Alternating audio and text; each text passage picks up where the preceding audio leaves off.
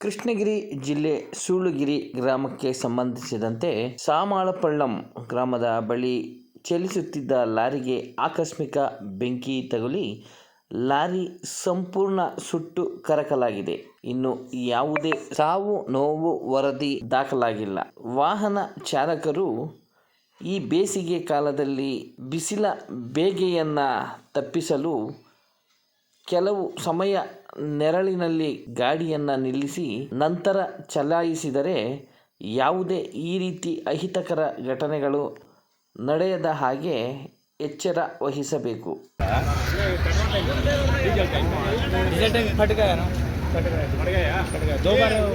ನಾನು ಟ್ರೈ ಮಾಡಿದೆ.